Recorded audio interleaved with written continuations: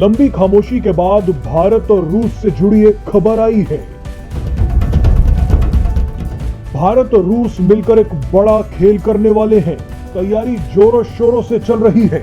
रूस ने भारत को एक बड़ा ऑफर दिया है। रूस भारत के साथ मिलकर 2 खतरनाक हथियार बनाना चाहता है।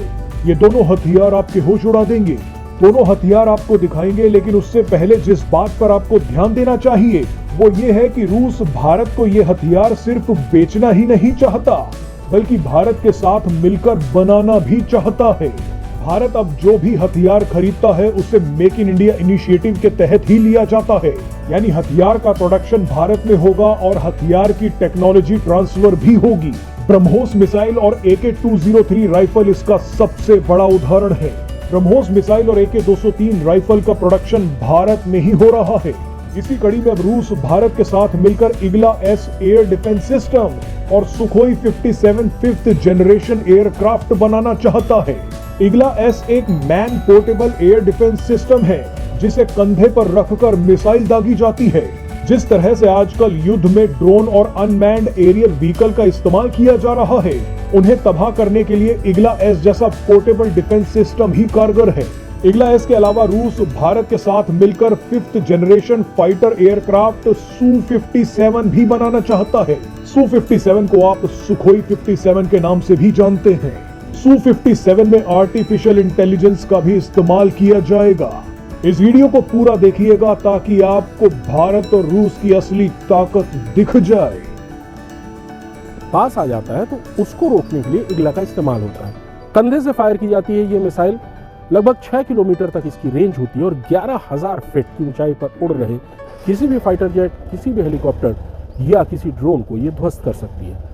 इग्ला का इस्तेमाल पहले उतना प्रासंगिक नहीं था। ये छोटा है, सस्ता है, कहीं भी ले जाया जा सकता है, निशाना अचूक है और इसको बहुत आसानी से फायर किया जा सकता है। और जिस तरह से पिछले 2-3 सालों में लड़ाई में ड्रोन का इस्तेमाल बढ़ा है, उसे देखते हुए इग्ला भविष्य में एयर डिफेंस के लिए एक बहुत महत्वपूर्ण चीज साबित होगी। लेकिन अब जो सौदा हो रहा है उसके तहत इग्ला का निर्माण भारत में ही होगा। पिछले कुछ सालों से भारत ने रक्षा के क्षेत्र में आत्मनिर्भर होने की दिशा में अपने कदम बढ़ाए थे और उस दिशा में भारत बहुत तेजी से अब आगे बढ़ रहा है।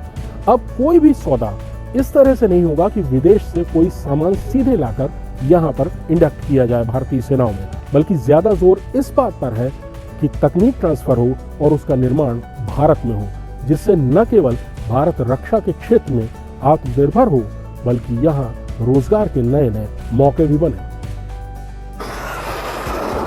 आसानी से पकड़ न पाए, उसका एवियोनिक्स यानी उड़ने की ताकत इतनी अच्छी हो कि वो दुश्मन के हर जहाज को चकमा दे सके, उसके हथियार इतने ताकतवर हो कि उससे दुश्मन का बचना मुश्किल हो। अमेरिकी वायुसेना के पास F-22 और F-35 FGFA यानी 5वीं पीढ़ी का फाइटर जेट है। भारतीय वायुसेना के पास मुख्य रूप से बड़ी तादाद सुखोई 30 Su-30 फाइटर जेट्स की है, जो 4थी पीढ़ी के फाइटर जेट माने जाते हैं। भारत ने 36 रफाल शामिल किए हैं, यानी 2 स्क्वाड्रन उनकी बनाई है, जो 4.5 जनरेशन इनको कहा जाता है, यानी वो 4थी जनरेशन से थोड़े से बेहतर है, लेकिन वो 5वीं जनरेशन के फाइटर जेट थे। 5वीं पीढ़ी के फाइटर जेट का किसी वायुसेना के पास होना उस वायुसेना की ताकत को बहुत ज्यादा बढ़ा देता है, लेकिन 5वीं पीढ़ी के ये